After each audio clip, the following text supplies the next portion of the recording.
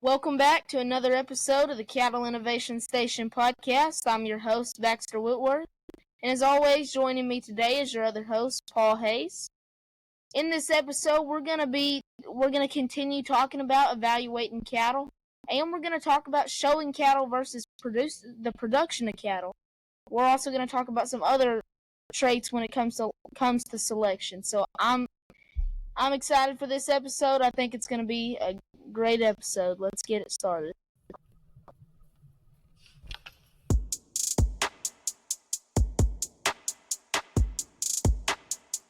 Welcome to the Cattle Innovation Station podcast, bringing you the innovative new ways of the cattle industry. We're your hosts, Baxter Whitworth and Paul Hayes. Together, we're going to be interviewing leaders within the cattle industry. Here on this podcast, our focus is honoring God and innovating the cattle industry. Get ready to listen, learn, and laugh as we help innovate the cattle industry. Let's get innovating.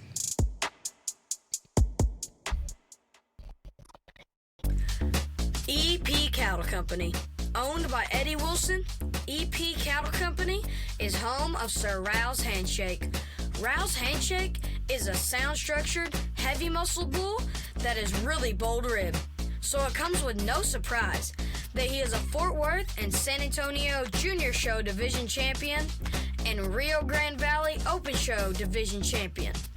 He is a grandson of BRC Noble and JDH Shank Manso, and is also a great-grandson of Mr. H. Elijah Manso.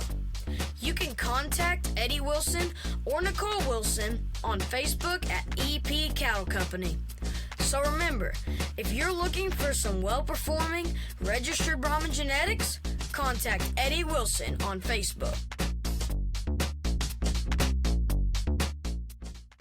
All right, we're excited for another episode. Again, we have Mr. Mullenix with us again. We're in Manhattan, Kansas at K-State. And we're excited to get the interview back on track. So here we go.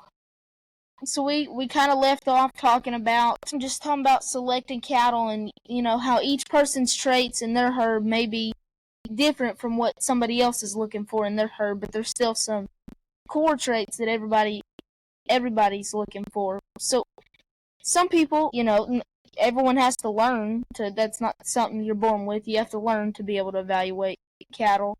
So what do you think is the best way to learn how to judge? And maybe this could be for someone that's a junior that could still go through a judging program, or someone that's, they're operating a herd, they're graduated, and that's not really an option for them.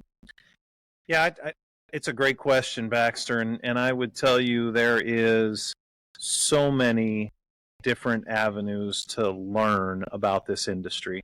And especially when it comes to evaluation, I think a lot of people have a tendency to think, oh, if I want to learn more about evaluation, then I need to go be on the 4-H judging team, or I need to go to my FFA advisor and become a member of the judging team, or do it at a collegiate level. And obviously, I support those things. That's been a big part of my life. It's been a big way that I have learned more and more about evaluation and how I've honed those skills. But what I would also tell you is that judging 4 animals in a contest is probably not the place where you're going to learn how to evaluate. It's the place where you're going to test your ability to evaluate. And I think a lot of the learning curve happens at home. I think about growing up on our family farm and spending time with my dad, spending time with my brother, spending time with, a couple of spectacular mentors that we had that worked at our farm that were incredible cattlemen. And all of those people taught me a little piece. I oftentimes didn't even know I was learning it, but I think it's important that you see it happening in the real world to help develop your thought process. And then when you step into those situations in judging realm, competitive judging, I think it really gives you a better understanding of what you're looking at. For some people, it happens reverse of that. Maybe they don't have that opportunity. Maybe they don't come from a big family ranch. So for them, their first experience of evaluation is through a 4-H program, maybe, or FFA program.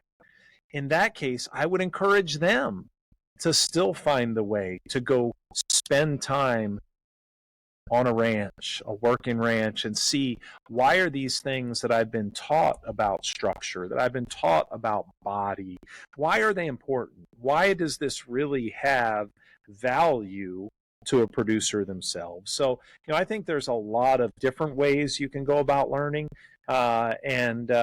Even as you develop those skills, just become a great listener.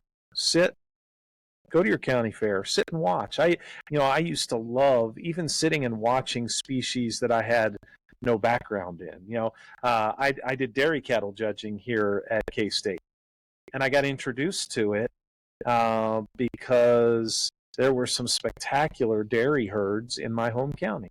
And I used to love sitting and watching the show because of what was different, and sometimes because of what was the same. Structure, feet, movement, things. There's a lot of similarities. So just sitting and watching and listening is oftentimes your best tool to advance your skill set. And, so I really encourage young people and adults to take advantage of those opportunities. And in that process, be a question asker. Don't ever feel like there's something you can't ask your coach, that you can't ask a producer about what you're seeing, so that you can take advantage of that. I'm gonna write that down. Be a question asker. But you brought up a good point of being involved and really taking an opportunity to see how things play into what traits really play into and why they matter. Because I know I can just give an example of, in livestock judging, terms and cattle will typically come to me a lot easier than anything else. Not because I've seen them, just because that just feels like regular English to Absolutely. me, And so, but for especially hogs, that's not.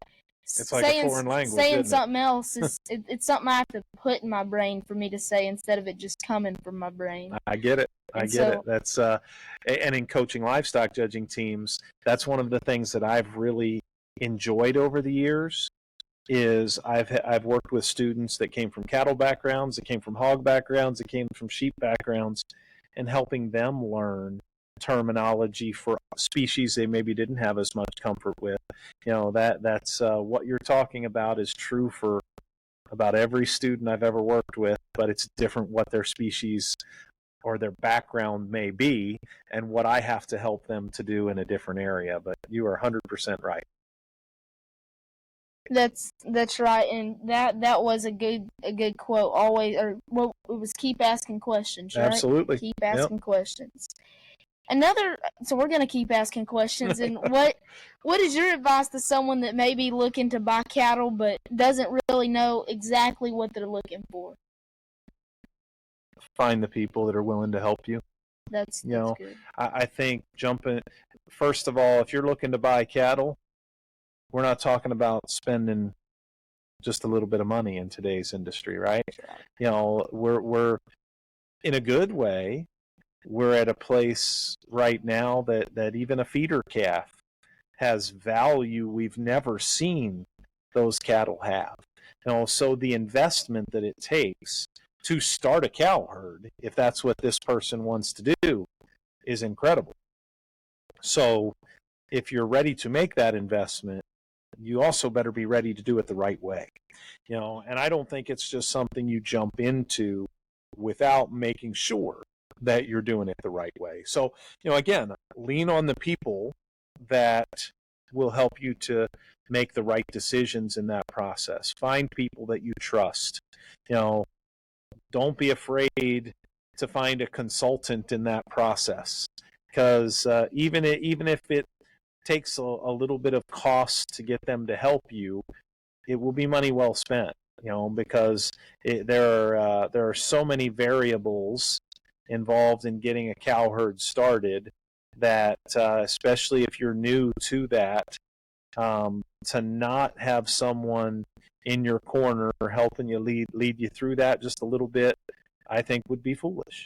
So find people that care about you, find people that want you to be successful, and continue to ask them the right questions again.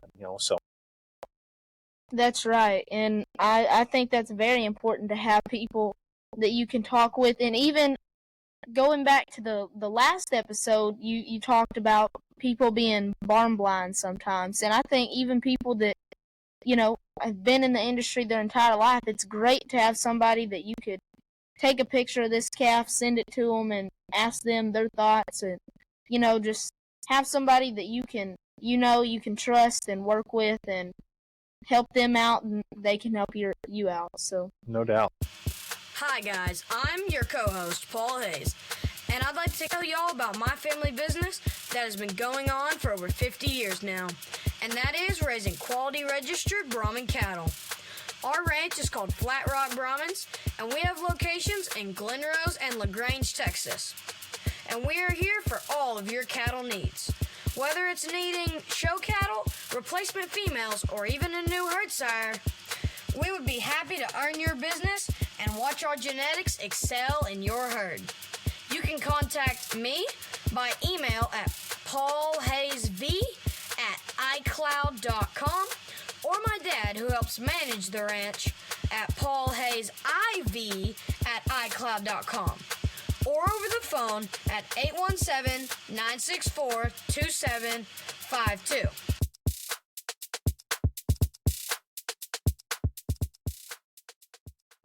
So another thing we discussed in the last episode, make sure to check that episode out if you haven't already, but we discussed show cattle versus production cattle and how there's kind of a gap there sometimes. I'd like to start out by asking about how does a beef cattle producer like me and Baxter breed cattle that are going to be competitive in the show ring, that are also going to be very beneficial once we take them off feed and make them our pasture cattle? That is a spectacular question, Paul.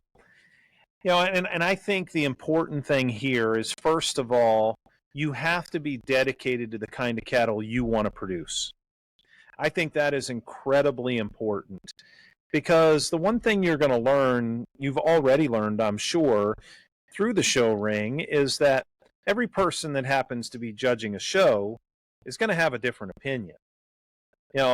If the same animal was destined to win every single show, then there wouldn't be much point of going to the shows, right? There's going to be differences of opinion. And what you can't decide to do is say, well, I'm going to breed to try to get 12 different kind of heifers for next year, so that no matter what, I'm going to have one of them that suits whoever that judge is on that day. That, while you could see the intended logic in making that decision, that's not staying committed to a breeding program that's going to have long-term success for you. So I think the first goal is, hey, I am committed to, and this is the kind of cattle that I like to produce, that I can stand behind, and that I can market. And then once you've made that commitment in building around those fundamental pieces, then, much like I like to judge livestock, it's then about, well, what kind of bonus things, extra things can I try to add to these cattle that might give them an additional upper hand in the show ring? So one of the things that I think is hard for a casual onlooker watching at a show is to understand which traits are primary and which traits are secondary. For example, before we started, Paul, we were talking a bit about your family's involvement in showing steers at major shows. You know, if you're going to have a class winner at the Fort Worth Stock Show, like your family was fortunate enough to have, you and I both know that that steer was probably presented incredibly, probably had a pretty darn nice coat of hair. He was probably awfully good looking. Okay? But I would also tell you that I bet underneath of that, he was muscular, he was sound, and he was pretty appropriately finished for his weight. And what's hard about that process is that as a casual onlooker, it is easy to evaluate what I call the bells and whistles. Man, that steer is cool looking. He has a neat front end. He is heavy boned. He is hairy. And I don't want to discount those traits.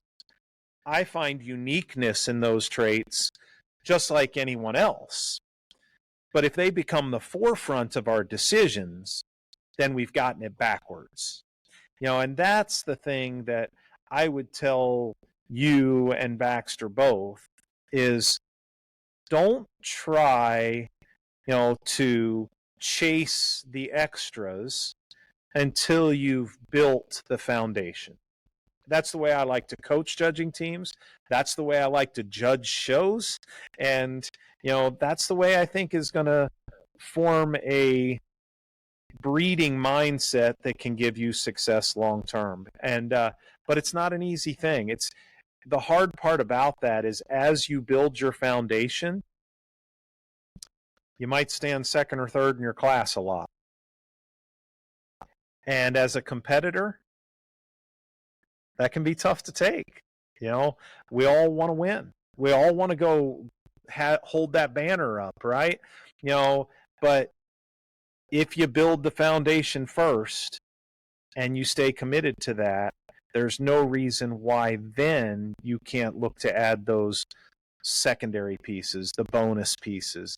But like I said, it's as a to the average person, the things that they're enamored with are the things that I've always told judging teams. Those cool bonus pieces are, to me, what take a great animal and make them special. Not reverse of that. You know, and I've seen some terrible cattle out there that had a great hair coat and a cool neck. You know, but they were not sound. They had the wrong kind of body type. They were hard doing. You know, and to me, those bonus pieces you have to keep in check as you're making mating decisions. What is the priority, and what is the extras that I'd love to add to the puzzle to give me that final little piece in the show ring? I like that, and that's you brought up so.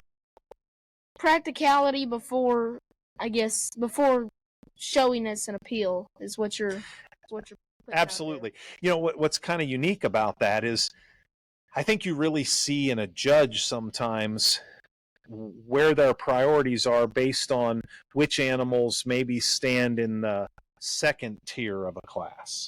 You know, because I'd like to think strong evaluators at a major show are going to end up with a lot of the same animals winning, because it doesn't matter which direction you started, they kind of had everything.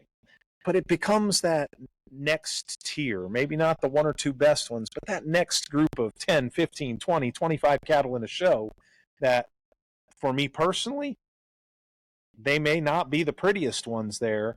They're the most functional ones there. You know, that's why they're toward the top end. And then if I'm at one of those shows where I'm lucky enough to have 30 of those that fit that description or 50 of those that fit that description, now I can go and find those extra little bonus pieces that put something over the top. I like that. Top-notch cattle company, selling semen on high-quality registered red and gray Brahman cattle that are reproductively efficient, structurally sound, big-ribbed, heavy-muscled, and deep-bodied. contact me at 903-649-9155. Again, that's 903-649-9155. Or email me at bbwtopnotchcattle@gmail.com.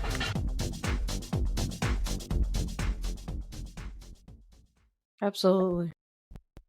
And you were talking about you have seen some calves that only have the extra bonus pieces, and that may be something that people have bred for. And do you think that that may be a negative impact that the show ring has had on cattle production? And what do you see negative and positive that the show ring has had on cattle production? There is no doubt at all that I feel like it has had a negative on the show world.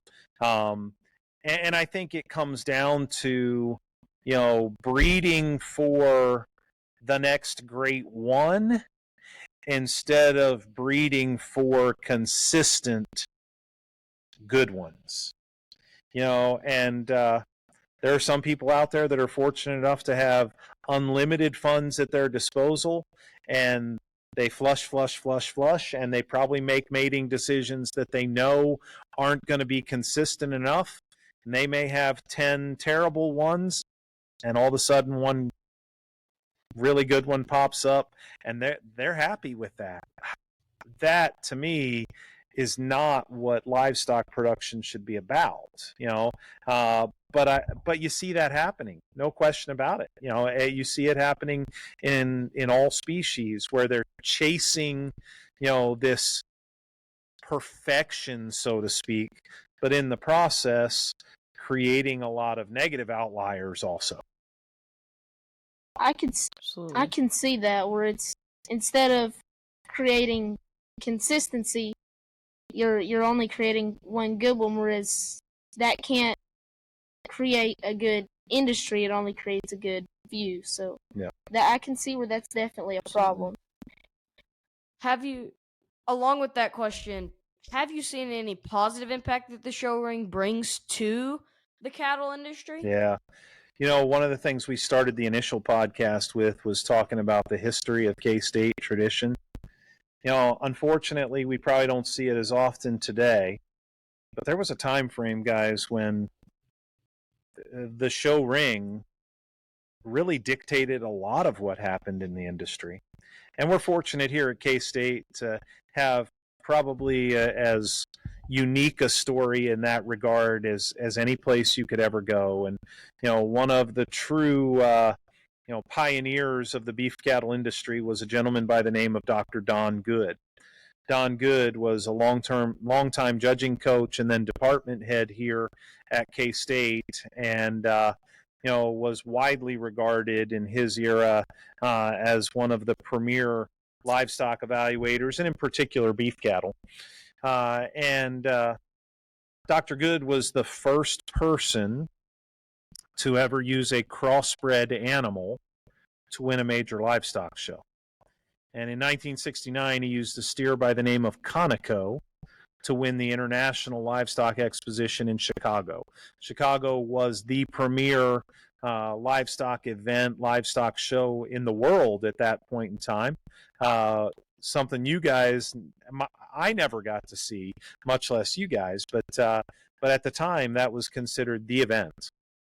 And prior to that, no crossbred animal had ever won a major stock show. Imagine what you guys see today at a major stock show, a steer show. How often does a crossbred win today?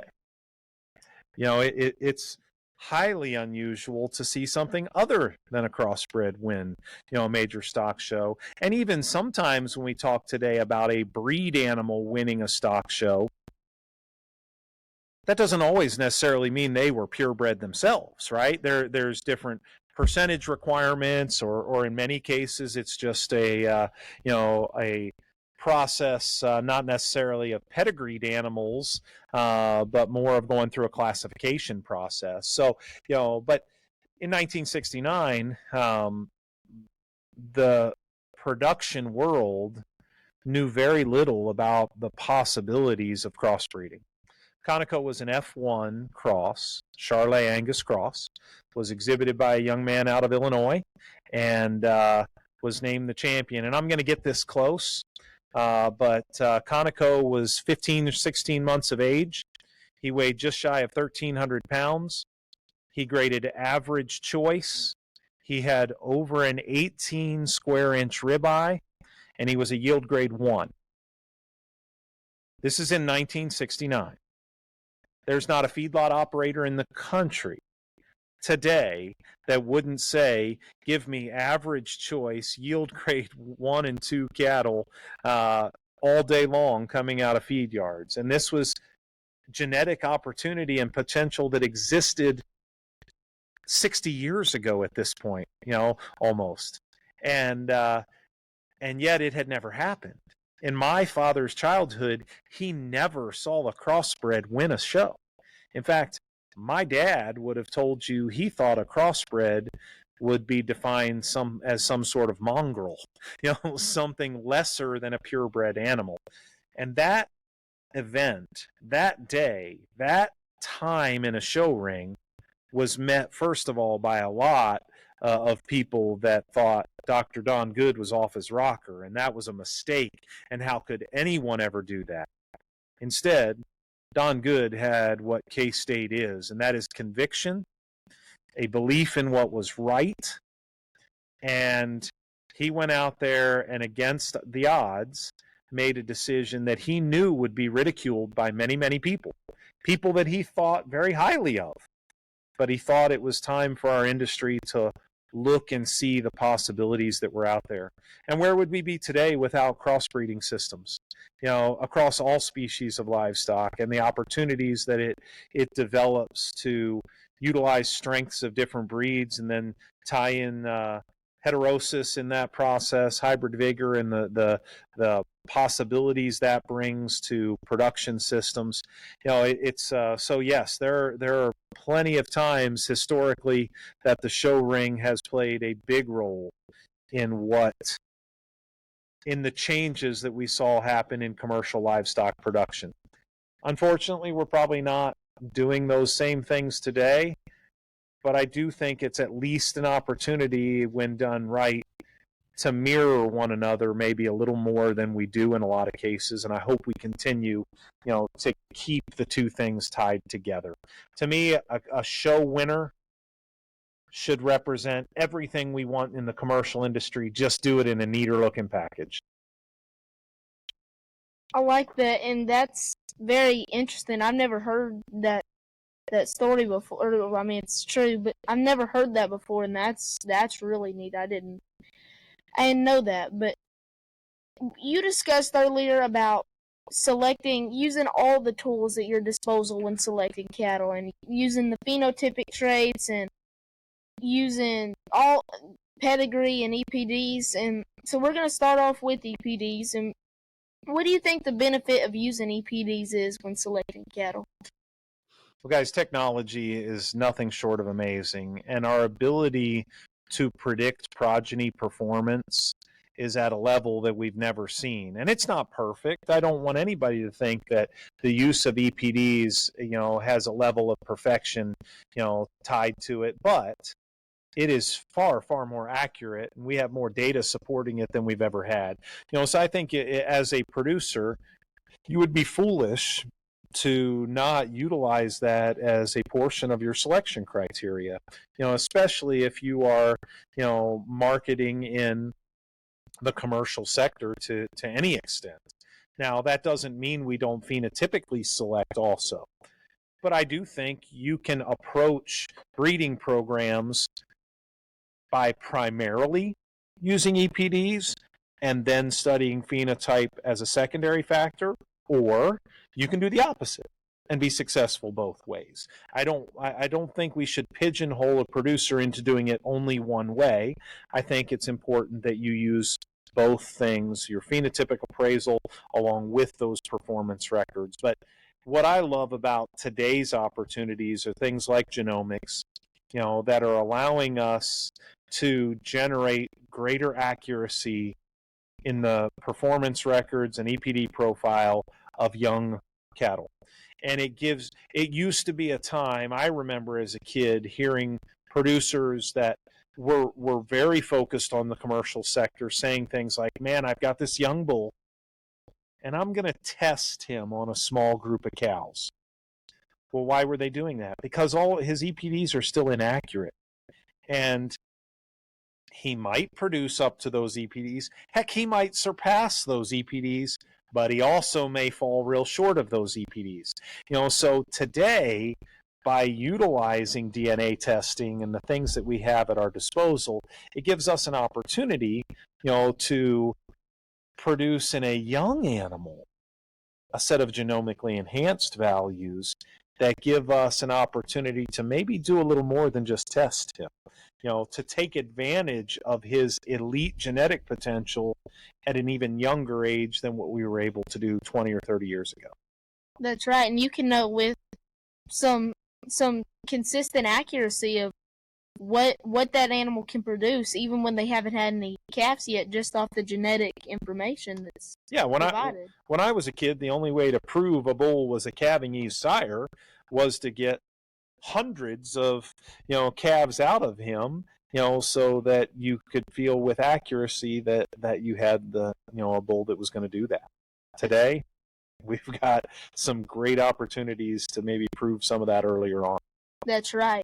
And you talked about this a little bit and how, people can lean one way and use mostly EPDs or mostly phenotype, but do you think there's a problem with using just EPDs without looking at any of the phenotype? Oh, I think so. I think, and I think most breeders would agree with that. I think about I mentioned earlier that I have, a little bit of dairy background too. Well, I think we need to look at our, peer groups and see and learn from one another's mistakes.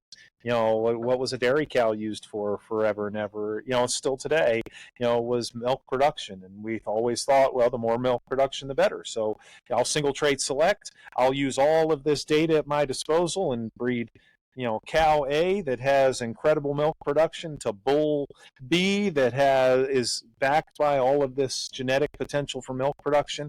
And then in the process, we end up neglecting some things that also have an economic impact. It's the same in beef cattle. We can utilize those EPDs to better the genetic potential of an animal, but go back to what we said in the first segment, and we talked about herd health. We talked about herd longevity. Well, those EPDs don't mean much if my cows aren't getting bred, right? So it is about balance, and it is about still, keeping phenotype in check, at least in those primary areas of things like feet and leg structure. And you've seen it in different breeds even, breeds today that now have EPDs tied to feet and leg structure. Why? Because we chased other EPDs for so long that we neglected some other traits related to their phenotype. So you got to have balance, in my opinion. I see that. And what's crazy to me is every animal is different. Every animal even if it's a flush mate, every animal's different. But so many things about the livestock industry, and especially the cattle industry, are very consistent. And we see that on this podcast with having the same answers and stories a lot of times. I mean, every episode's different, but we've had, I can't remember who it was, but we've had somebody talk about that before within the dairy industry, how they went too far in one direction without bringing all the traits with them. And so I think that's a great. I just think the difference yet the consistency in the cattle industry is so it's mind blowing to me. Yep. Absolutely. You really just talked about this, and how do you balance using the genotype and phenotype in selecting? Do you have anything to add on to that? I know you kind of talked about that. I think, we kind of covered it, but again, I think it really boils down to what you guys asked me before, and that is settling on what's important and what is the biggest priorities in your breeding program and staying committed to that. And I have no problem whatsoever. I have great friends, colleagues, peers out there that, go to a bull sale, and the first thing they do is select the bulls that fit their EPD profile they need. And then they look at them phenotypically. We have other producers that come to the K-State bull sale, and they'll go find the bulls they like phenotypically, and then look at their numbers to make sure they fit their needs. I think we'd be foolish to say one of them is doing it right and the other one wrong. They're both utilizing all the tools at their disposal. They're just getting there in a little different, fashion, and there's nothing wrong with that. There's multiple ways to skin a cat, and as long as you are approaching it in a fashion that makes sense for you and your production system, then more power to you. I think that's great. So switching over from EPDs to pedigree, which both are part of, the genotype of the animal, do you see a problem with buying or selecting cattle completely just off of looking at the pedigree, and why or why not in that case? I guess that's a two-part answer to me. I would say yes and no. I think completely off the pedigree, again, would be foolish. If there is some clear phenotype issues with that animal that are going to keep them from being, productive within your herd, then buying completely off a pedigree makes little to no sense to me. So there still has to be balance. But starting by looking at pedigree information, I have no problem with. Because again, what you're going to learn over time is not only is there certain phenotypes that are successful in your program, there's also certain genetic lines. And when you find those genetic lines, then you need to take advantage of them. Or when you're looking for that proper outcross to your program, then that pedigree is the most significant thing influencing your decision. But again, I'm a believer that I hope it's not the only thing influencing your decision. Right. That's consistent. I see everything has its benefits, and then there's also everything needs everything else to really make the picture perfect. I think that's a great, It's a great way to put it, Baxter. Yep. Well, this has been another great episode. We still got more to go, but we're going to go ahead and wrap this episode up and get on to the next one. Thank you for joining us. Paul, anything else we need to cover? Nope. Thank you. Make sure that you've listened to the first episode and come back for the third. All right. Thank you for listening. Keep innovating the cattle industry.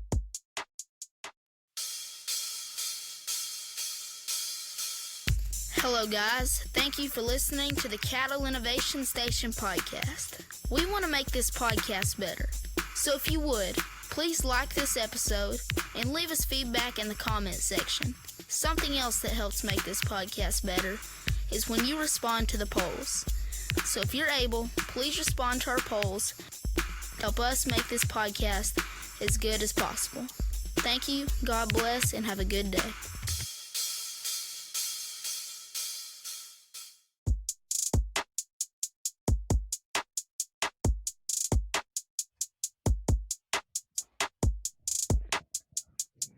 Thank you for listening to the Cattle Innovation Station podcast. We hope you enjoyed the show. We're your hosts, Baxter Whitworth. And Paul Hayes. Remember our key verse, Proverbs 16:3. Commit to the Lord whatever you do, and He will establish your plans. Thank you for listening.